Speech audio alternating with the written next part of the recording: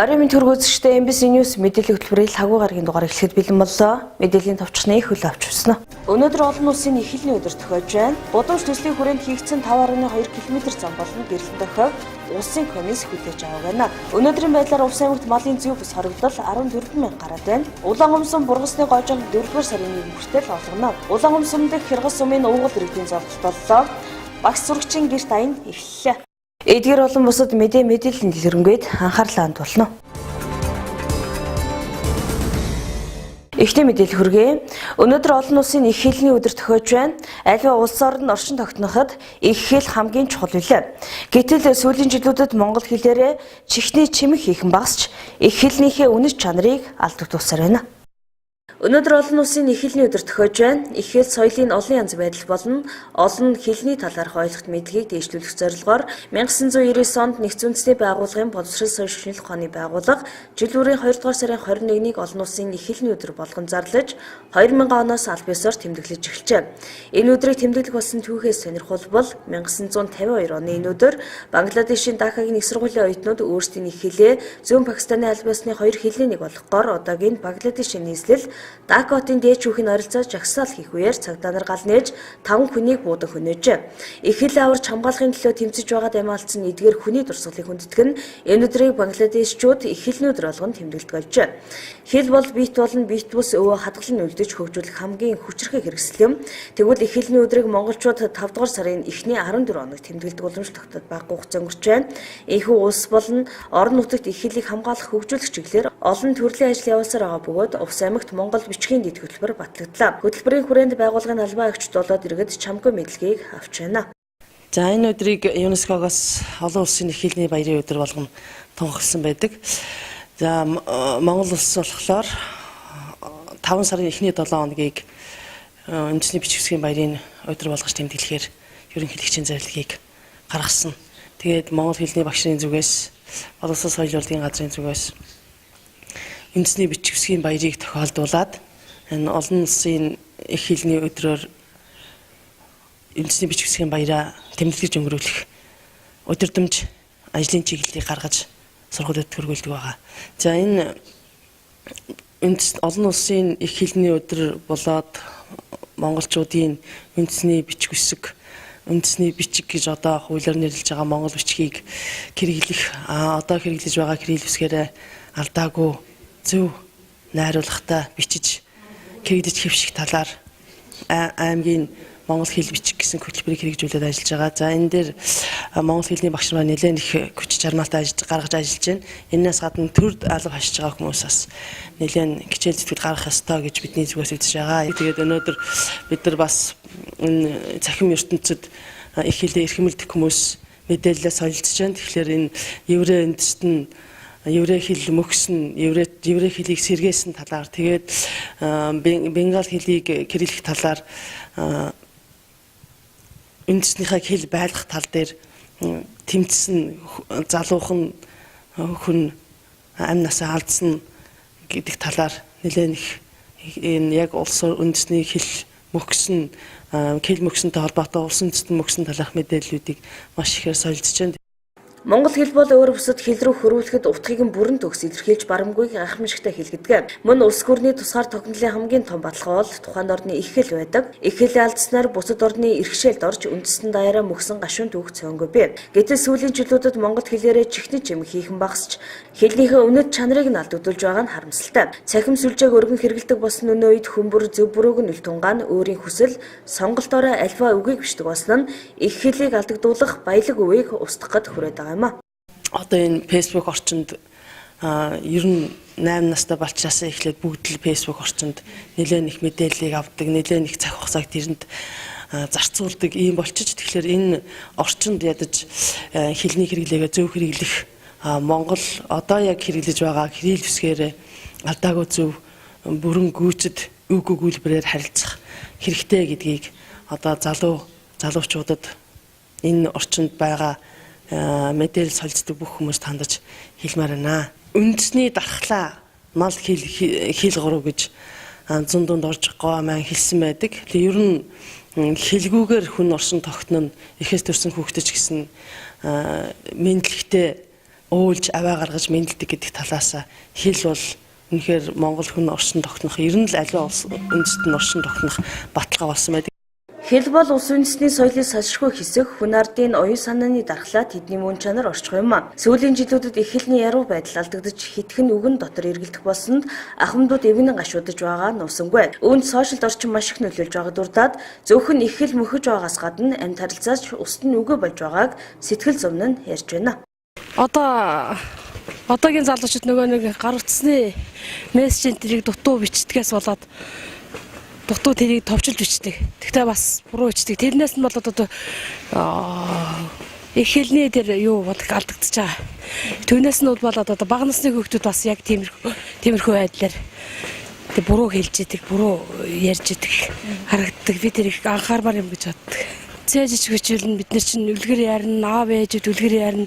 Хүүхдүүдтэйгээ маш их харьцдаг байсан. Хүүхдүүд их хвчлэн одоо нөгөө компьютер тоглоом, гар утас одоо хүүхд бага насны хүүхдүүд маш их гар утасаар тоглуулж байна. Ер нь амьд харилцааг юу алах энэ аав нь утсаараа суучихна, ээж нь утсаараа суучихна. Тэгээ хүүхдтэй бараг л утас бариулаа суулгаж байгаа харагдаад байна л та. Охин яг Монгол хэл ярил гадаа хэл мэднэ гэх юм шиг. Монгол хэл ярил байвлуулмал жирээ. Фиш онны гэх юм алах. Ер нь монгол хэл алдчихж байгаа юм шиг таны амьдрал дээр харагдаж байна. Одоо залуу хүүхдүүдийг харж байгаа. Алдагдал ах шиг шүү дээ. Ер нь л голцол хоорондоо бас англи яриалдаг гэдэг юм байл. Одоо энэ орчны одоо баг таны хүүхдүүд тийм одоо дээрийн тийм сайхан монгол хэлээр хайд марч болохгүй шүү дээ. Улам цааш өргөжлөх хэрэгтэй байхгүй. Жишээ нь одоо янз бүрийн орчин үеийн одоо их болсон бол хэлж бай, сайхан дээрийн аав ээж нь уламжлалтай сайхан нэгийг одоо дээш өргөж тэгээ толгойд хэлэх хэрэгтэй байхгүй. Амны үеэс бас тийм байдаг гэдэг байгаа шүү дээ. Дээр үеэс маш уламжлагч ирсэн сайхан тийм үндэсний хэл байдаг. Тэрэн дундаа манай нутгийн айлгоо гээд маш гоё тийм чимэгтэй сайхан хэл байдаг. Тэгээд фэйсбүүкээр харж байхад маш их алдаатай ер нь албан бичгчдэр алдаатай явж байдаг. Хүүхдүүд ч гэсэн маш их алдаатай явж байдаг. Тэргээ ерөөсөө эргэж хардггүй. Тэгээд хэл ер нь бүтэн байж Монгол бидний энэ соёл бол бүр бүтэн явах ёстой юм уу? Монголчуудад гайхалтай сайхан хэл соёлтой. Онгон дагш нь оюуны дархлаатай хүмүүс. Үүний баталгаан сүүлийн 400 жил 7100 хэл мөхөж устсан байхад монгол хэл тэсжүүлж чадсан явдал юм а. Энэ монгол хэлний торгон хэл халдшгүй монгол хүний сэтгэлгээ дархлаа сайтын тод илэрлүүлсэн. Монгол хэл 7100 хэлний жагсаалтанд өнөөдөр ороогүй ч энэ хойчод энэхүү айсуу цагийн насаар хад мэд хатуу босоо бичиг эмтэрч эхэллээ. Хөөшний үгс хордож босоо бичгийн хэрэглээ эрс багсч гангарааны төдөл болж хуурчээ. Чихтэй чимэг хэмээгдэг тансаг сайхан монгол хэл хойд эцгийн харцаар хөдөлдөг өрмөл хөвгчийг өмөрч хамгаалах эзэнгүй болоод үг анхаарах цаг нэгэнд олжээ. Зарим судлаач монгол хэлийг мөх хэлний жагсаалтанд оруулсан байна. Энэ байдлыг шүүмжил суух биш, өөрчилж, өв соёлоо хадгалан хамгаалахын төлөө хамтдаа зүтгэх цаг болсныг энэхүү мэдээлэлээр дамжуулан хүргэж байна.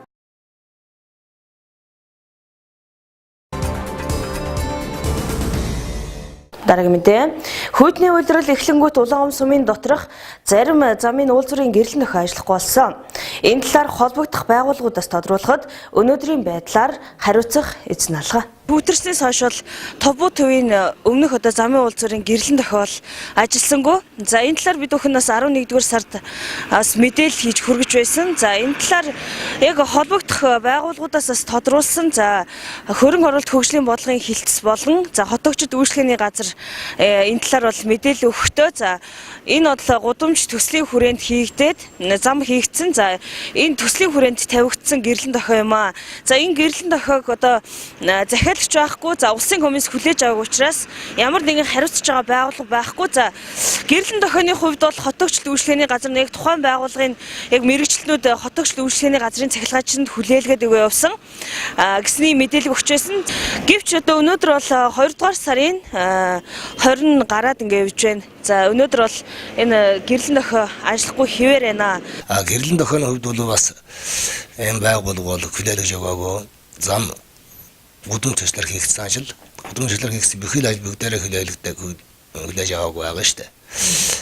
Тэгээд энэ бас шинэ самбар учраас манай цахилгаанч бас арцсангүй сайн ойлгохгүй байгаа.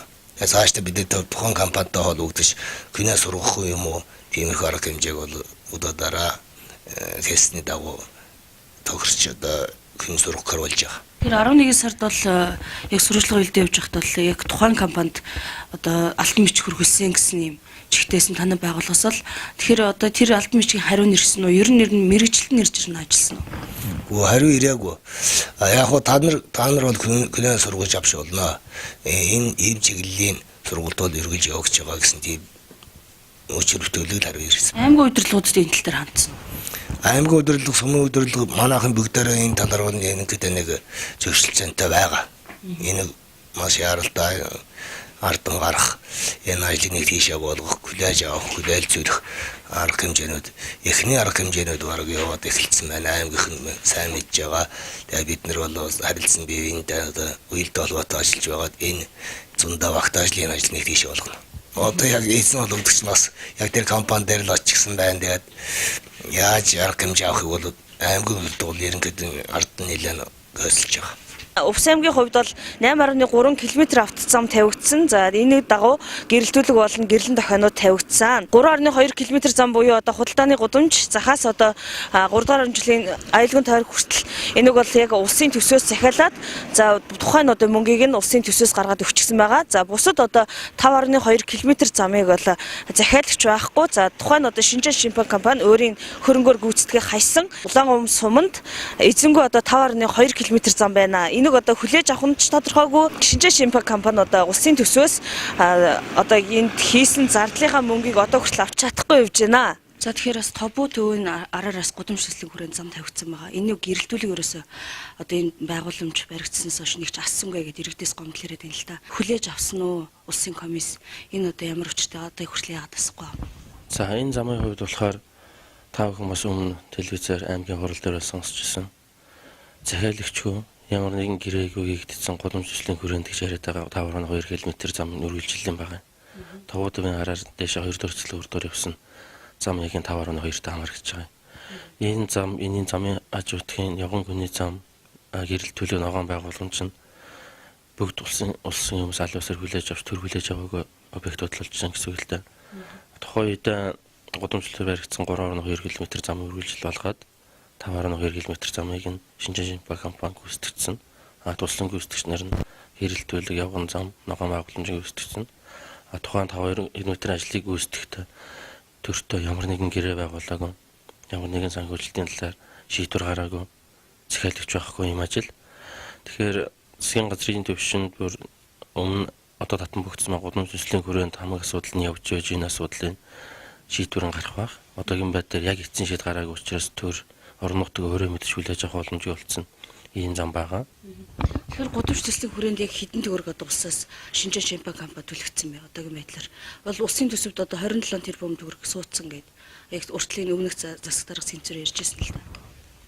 За тэгэхээр анх гудамж төслийн хүрээнд 10.2 км орчим зам 27 орчим тэрбум төгрөг гэдэг тооц зүгээр тэр нь зураг төс байхгүй зүгээр тийм юу яригдчихсэн юм лээ. Тэгээд шийдвэр гарсан нь болохоор 3.2 км зам дээр 10.9 тэрбум орчим баха. Өртөгтэйгээр эхний шийдвэрэн гараад тэр 3.2 км зам тавигдаад санхүүжилт нь одоо 16 онд бүр тавигдаад дуусчих шиг байна.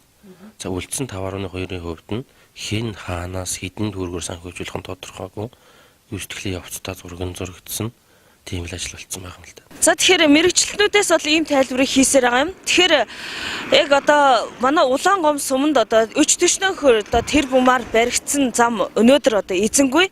За хүлээж захиалагч байхгүй гэдэг шалтгаанаар өдийг хүртэл усч хүлээж аваагүй. За хайрлж хамгаалах эзэнгүй одоо сүйдэж байна. Гудамж төслийн хүрээнд тавигдсан 5.2 км замыг улсын комисс хүлээж аваагүйгээс инхүү эзэнгүүдж байна. Нэгэнт барьсан замыг сайтар гүйцэтгүүлж улсын комиссын хүлээж авах нь цаг хугацааны асуудал болоод байна. Цэнхэрэнч бай, улаанч бай, засгийн эрхийг гартаа авсан ч төрийн залгамж халаа үргэлжлэх ёстойч гудамж төсөл хэмээх энэхүү ажлаас нэгнийхээ ажлыг үгүйсгэтэн харагдаж байна. Инхүү төрөн хүлээж аваагүй зам нэг л мэдэхэд хиндж хэрэггүй болж улсын мөнгөө дэмий төлж юучгүй хоцрох мянган үлгэр болох үедээ эрхэм дарга нараа. Энэ асуудлыг эртхэн анхааралд авч оновчтой шийдвэрлэх хэрэгтэй болсныг энэхүү мэдээлэлээр дамжуулан ахиныг анхааруулъя.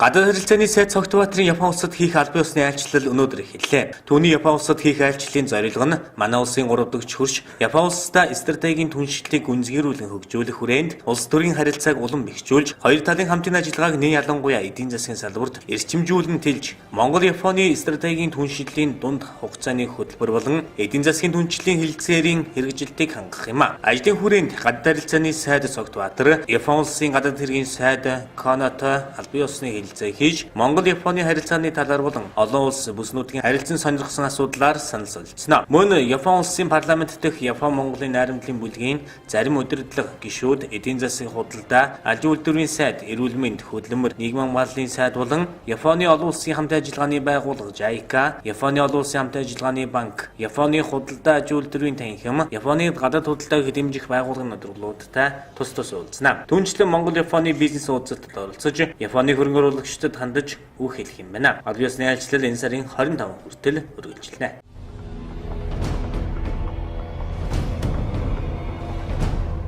Казахстаны ерөнхийлөгч Нурсултан Назарбаев казах хэлний цагаан толгойг латин үсэгт шилжүүлэх шин зарлагт гарын үсэг сурлаа. Казахстаны дөрвөн тэргүүн өнгөрсөн оны 10 дугаар сард цагаан толгойг 2025 он гэхэд латин үсэгт шилжүүлэх зарлиг гаргасан билээ. Энэ нь орос хэлтнүүд орос хэл болон бусад хэлний эрхийг огт хүндээгүй хэмээн тэрбээр тодотгож байлаа. Цагаан толгойг латин үсэгт шилжүүлэх анхны хувилбар нийгэм даяар нэлээд шүүмжлэлд өртсөн юм. Уг цагаан толгой нь 32 үсгээс бүрдэх бөгөөд зөөлдөх тэмдэг их хэрэглэхээр байсан ингэн иргэдийг уншиж бичгэд асуудал үүсгэнэ гэж үзэж байна. Харин ерөнхийлөгчийн баталсан шин цагаан толгой өмнөхийн адил 32 үсэгтэйж зөөлдөх тэмдэггүй болжээ. Үүнээс гадна SHCH зэрэг нийлэмэл үсгээс бүрдсэн шин тэмдэгч байгаа юм а. Казах хэл 1920-од оны хүртэл араб бичиг үсэг ашиглаж байсан ч цагаан толгойгоо латин үсэг рүү шилжүүлжээ. Ингээд 1940 оны хүртэл латин үсэг ашиглаж байснаа 42 үсэгтэй кирилл үсэг рүү шилжүүлсэн байна. Өмнө нь мэдээлсэнчлэн 2021-с 2023 онд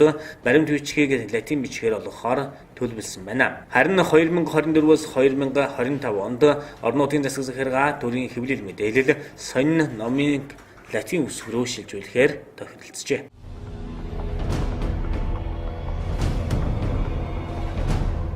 Нэгдсэн үндэсний байгууллагын Монгол орны баруун бүсэд газрын доройтол хөгжлийн сөрөг нөлөөллийг бууруулах, дүүцүүлэн хамгааллыг нэвтрүүлэхин төслийн дэмжлэгтэйгээр Завх аймгийн 16 сумын 63 газрыг орон нутгийн тусгай хамгаалалттай газар тавьж мэдээллийн санд бүртгүүлэн баталгаажуулад байна. Үүнээс 2014 онд Отгон сумын 1 газрыг, 2015 онд Дөрвөлжин сумын 11 газрыг, 2016 онд Завхан мандал сумын 1 газрыг, 2017 онд 15 сумын 50 газрыг тус орон нутгийн хамгаалалтын газар тавьж мэдээллийн санд бүртгүүлээд байгаа юм а. Тус 63 орон нутгийн тусгай хамгаалалтын газрын талбайн хэмжээг авч үзвэл 1,249,66,144 га буюу аймгийн газар нутгийн 15.1%-ийг эзэлж байгаа юм а. Завх аймгийн хувьд улсын тусгай хамгаалалтын нутаг аймгийн газар нутгийн 10.5%-ийг, орон нутгийн тусгай хамгаалалтын газар 15.1%-ийг эзэлж байгаа ба нийт газар нутгийнхаа 25.6%-ийг хамгаалтанд оруулаад байгаа юм а.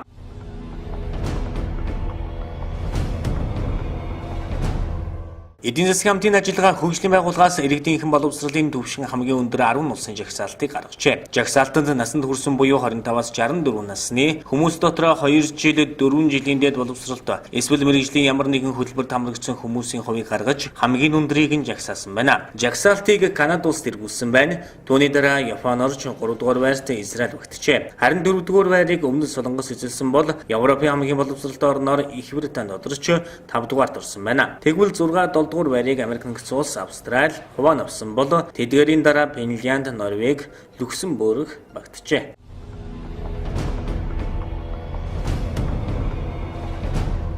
Улсын хурлын төсвийн байнгын хорооны 2017 оны 6 дугаар тогтоол Монгол Улсын ерөнхий аудиторын 2018 оны А6 дугаар туршаалын дагуу Монгол банкны 2012-оос 2016 оны үйл ажиллагааны үр дүнд хийх гүйцэтгэлийн аудитын нээлтийн ажиллагаа болжээ. Нээлтэд ерөнхий аудиторын орлогч бөгөөд тэргүүлэх аудитор, оюун бэлэг, үндэсний аудитын газрын гүйцэтгэлийн аудитын газрын захирал бөгөөд тэргүүлэх аудитор, даваа нэмэн аудитын менежер, ахлах аудиторууд Монгол банкны ерөнхийлөгч Баярд сайхан, тамгын газрын захирал Батгуйг, дотоод аудит нийтийн газрын захирал аюуш, нөөцийн удирдлага санхүүгийн зах зээлийн газрын захирал Ингчин, тайлан бүртгэлийн газрын захирал Амар сайхан нар оролцсон байна. Монгол банкны 2012-оос 2016 оны үйл ажиллагаанд хийх гүйцэтгэлийн аудитыг Монгол банкны үйл ажиллагааны чиглэлийн хүрээнд хэрэгжүүлсэн ажил нь үр дүндээ байснаас эдийн засгийн санг эрхлэх үйл ажиллагаа үр нөлөөтэй явагдсанаас Монгол банкны үйл ажиллагаанд тавих хяналт үр нөлөөтэй байсан эсхийг шалгах юм байна.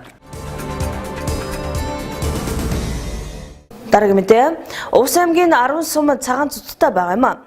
Тэгвэл хүнс хөдөө чухал газраас хаваржилт хэрхэн болж байгаа талаар тодруулахад хангай сумууд цагаан зүттэй, малын зүй бус хорогдол 14 мянга гараад байгааг хэлж байна. Увс аймгийн хэмжээнд энэ жил 3 сая гаруй толгой мал хаваржиж байна. Өнөөдрийн байдлаар сумдас ирсэн мэдээгээр Увс аймгийн хэмжээнд 14953 мал хорогдоод байна. Үүнээс хамгийн олон буюу зүй хангай сумд 4000 гаруй, өндөр хангай сумд 1000 гаруй мал хорогдоод байгаа бөгөөд хангай сумдад хаваржилт хүндрэх төлөвтэй байна. Одоогийн байдлаар үйлчлэл хүндэрсэн сумдын аймаг сумын өвс тэжээлийн өвс дууссан бөгөөд улсын төсөөс хуваарлсан өвс тэжээлээ татнавч байгаа юм. Том малын хорогдлыг бол 7 оны 3 өдөр болгон бол сумудаас авч байна. За яг өнөөдрийн байдал өнгөрсөн одоо 7 хоногийн байдлаар бол нийт бол аймаг хэмжээнд бол 14953 толгой мал хорогдоод байна. За үүнээс өвчнөр бол 276 мал бол өвчнөр хорогдож байна. Нийт одоо мал эзлэх хорогдлын хувь маань бол 0.47 буюу 0.15% хорогдолтой гэж явж байна. За үүнээс бол хорогдол өндөртэй явж байгаа мал бол сумууд бол 100 ангаа байна. За өндөр ангаа бол 4000 гаруй мал хорогдолтой явж байна. Зүй ангаа 1682, малчин 1300, тис 1336 гэсэн одоо энэ дөрвөн сум бол нэлээд өндөр хорогдолтой явж байна. Ерөнхийдөө бол цасны байдал бол гайгүй. Гэхдээ бол манай өндөр зүй ангаа тис жахан хүүтэн байна. Чөндөө бол хас дэвшингараас тонно гэсэн мэдээ ирж байгаа. За тэгээ баруун турун тэгээд Кыргыз хайрхны арын хэсэг гэдэг ингээд энэ сумууд бол нэг ингээд цасан зуудтай байна.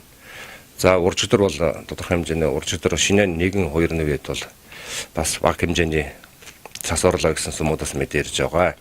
Цагаан сар хүртэл бол шадар сайд ирсэн. Манай дэд сайдэр явсан. Хүн сайдэр хөнгөлдрийн дэд сайд савли тэргүүтээ ингээд хүмүүсээр явахт бол аймаг сумын нөөц бол дууссан. Улсын нөөц бол задлаад тодорхой одоо энэ хүндрэлтэй байгаа цагаан зууд болж байгаа сумуудад бол хуваарлж байгаа гэсэн тийм мэдээ байгаа.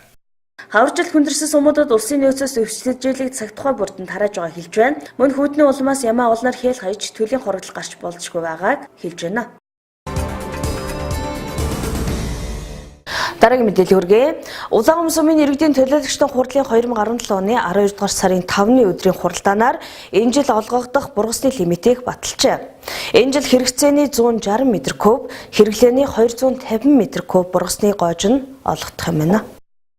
Улаан сумын хэмжээнд хар мод шинс мод илтгэхийг 5 жилээр хориглоод байгаа юм. Сүүлийн 2 жил улаан сумаас зөвхөн бургасны лимитийг олгож байгаа юм а. Тэгвэл 2017 оны 12 дугаар сарын 5-ны өдрийн иргэдийн төлөөлөгчдийн хурлын хуралдаанаар 18 онд олгох бургасны лимитийг баталсан бөгөөд хэрэгцээ нь 150, хэрэглээнд 250 м3 бургас олгоход хоригложээ. За манай улаан сумд бол одоо лимит гэж одоо хараахан тавигдаагүй. Энэ шинс мод хармуудыг одоо авах бол өргөшөөс модоор одоо тавигдсан байгаа. Цагаан архан одоо өндрангаа чиглэлийн сумууд бол тавигдсан байгаа. За энэ манай улаан сум дотор бол баг хэмжээний нэг бургас тавигдсан байгаа. Бургас бол одоо хэрэглээний бургас нэг 160 км, твшний бургас нэг 250 км-ээр ингээд төлөвлөгдөд явж байгаа маа. Энэ төлөвлөлт ажилд бол энэ хэрэглээний бургасны үйл ажиллагаа явагдах одоо хэзээ яаж явах вэ гэж улсууд асуудаг юм л. Энэ төлөвлөгөө бол 2 дугаар сарын сүүлээр 3 дугаар сарын дундуур ингээд өгөгдөд бүрэн хаагдана. Энэ хугацаанд бас тэр хэрэглээний тэр малын хашаа барих зориултаар юм уу тэгээд тэр нэг гэрийн модны зориултаар авах хүмүүс бол яаралтай одоо лимитэнд багтаж авахгүй бол дараа нь бол бид нэр 4 сарын 1-ээс хойш бол юм дагчдаж зөвшөөрөл болгохгүй гэсэн чиглэлтэй байгаа. Яагаад гэвэл 4 сарын 1-ээс хойш löökhээрийн тэмэр цас гарлаад löökhээрийн тэмэр эхэлдэг. Энтэй холбогдуулаад бас газар хуур эсэлттэй холбогдуулаад нэг модны зөвшөөрлийг олгоод авахгүй гэж бодож байгаа. Төлөвлөсөн байгаа, төлөвлөгөөнд оруулсан байгаа. Цаашд бол яг тэр хар модыг авах янз бүрийн үйл ажиллагаа явуулах юмс бол энэ сумуудтай гэрээхийн энэ дранга зуанга сумуудтайч гэрээхийн гэрээ хүчний дээрээс тэндээс шүүжтэй хувийнхаа тээврээр хувийнхаа зардлаа тээвэрлж авч болно. Иргэд баруун билээс унсан дардас хармуудыг хэрэглэн даван гих хил ам гаргадаг байна. Улаан сумд хармууд шинс мод авахыг 5 жилээр хоригдсан учраас хэрвээ зөрчсөн тохиолдолд ойн тухай хуулийн дагуу өндөр торгууль төлөхийг анхаарууллаа. Дараагийн мэдээ. Улаан сумд суугаас Киргиз сумын нутгийн уугуул иргэдийн золголт 2 дахь жилд амжилттай зохион байгуулагдлаа. Золголтод 100 гаруй нутг иргэд оролцлоо.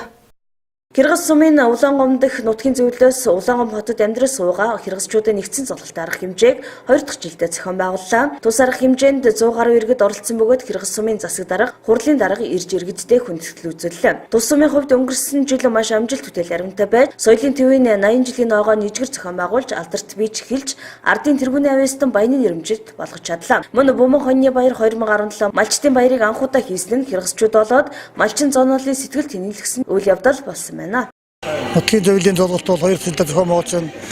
Энэ жил бол манай онцлог бас их байна.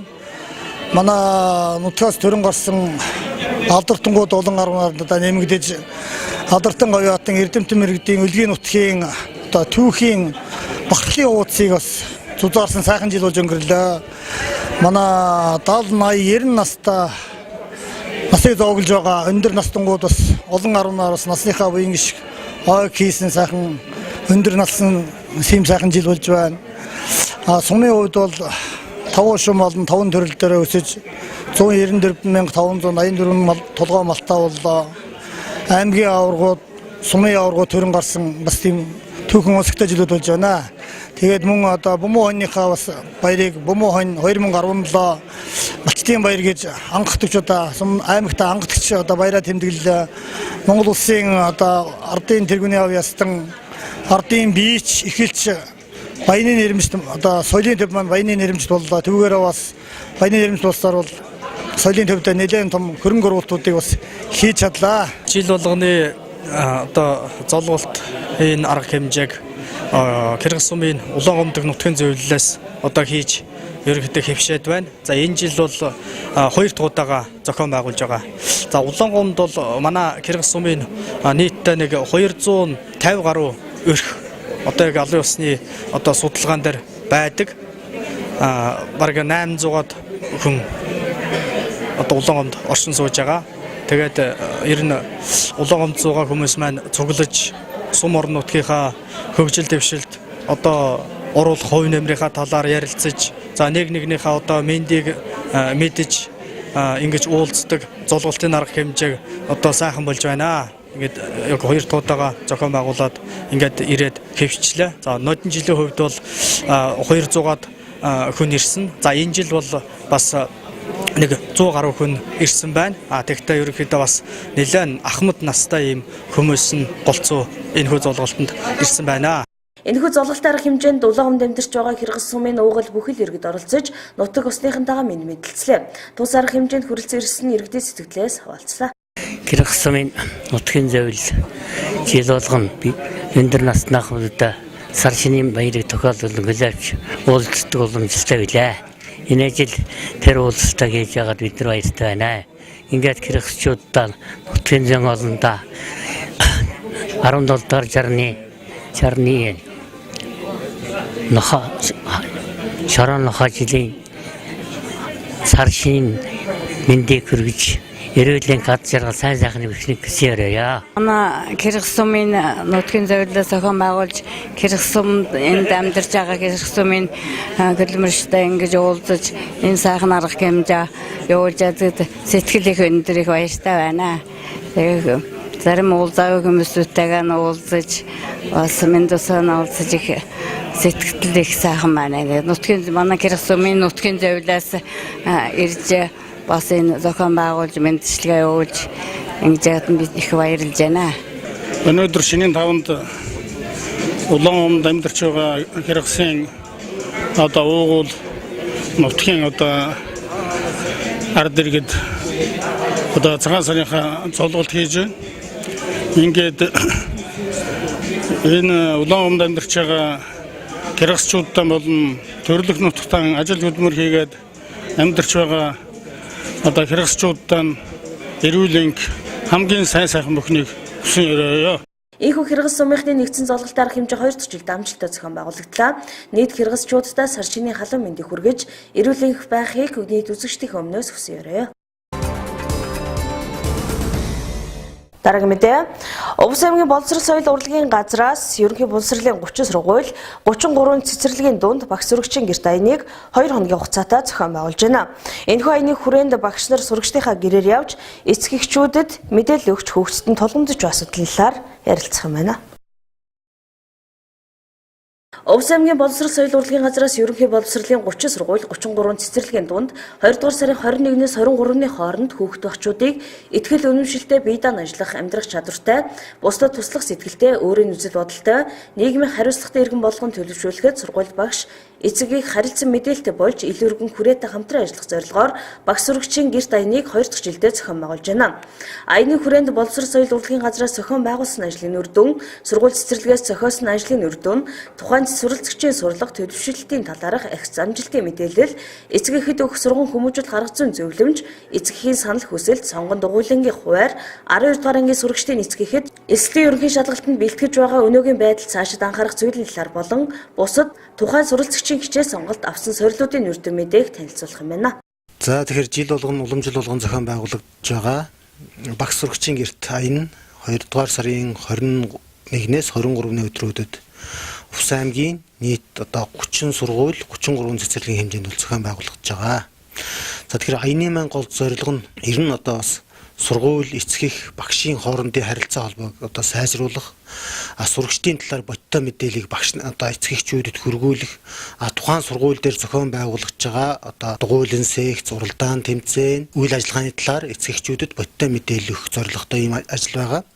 Ингээд энэ ажил маань одоо үндсэн дараах одоо хэд хэдэн чиглэлүүдийг бол одоо эцэг эх одоо багш маань эцгийн гэрт дараах хэд хэдэн чиглэлийн мэдээллийг бол хүргэх юм аа. За эхнийх нь бол одоо 2017 онд боловсрол соёл урлагийн газар тухайн сургууль цэцэрлэгийн зүгээс ямар ажил зохион байгуулсан талаар товч мэдээлэл хүргэнэ. За мөн одоо тухайн хувь сурагчийн маань одоо төлөвшил, хөгжил, хүмүүжлийн талаар бол тодорхой бас мэдээлэл өгөх юм. За мөн тодорхой бас эцэг эхчүүдэд сургууль хүмүүжүүлэх одоо зөвлөмж зөвлөгөө өгнө. Тухайн сургууль дээр зохион байгуулагдж байгаа дугуйлан секц, уралдаан тэмцээний хуваарийг хүргэнэ. Мөн эцэг эхчүүдээс тухайн одоо боловсролын салбарын үйл ажиллагаатай холбоотой, мөн тухайн сургуулийн үйл ажиллагаатай холбоотой, бас хүүхдийн хүмүүжил төлөвшөлттэй холбоотой санал сэтгэл одоо шүүмжүүдийг авах юм аа. Ингээд одоо бас яг нь цаашдаа энэ ажил маань одоо уламжил болгож зохион байгуулагдана. Ер нь энэ ажлын маань хамгийн гол үр дүн ер нь боловсролын салбарт хийж байгаа одоо үйл ажиллагаа, үр дүнтэй одоо үйл ажиллагаануудыг ард иргэдэд сурталчлах, мэдээлэлээр хангах, сурагчийн талаарх, сурагчийн төлөвшил хөгжлийн талаарх мэдээллийг бас эцэг эхэд хүргэх гэдэг бол тодорхой үр дүнтэй ажил болж байгаа гэж одоо манай боловсролын газрын зүгээс бол дүгнэж байгаа маа. Сургууль цэцэрлэгүүд аяныг зохион байгуулсан тухай тайлан эцэг эхийн саналыг нэгтгэж боловсрол соёл урлагийн газарт хүргүүлэх бөгөөд тус газар нь эцэг эх хүүхдээс гарсан саналыг 2018 оны ажлын төлөвлөгөөнд тусган хэрэгжүүлэх юм байна.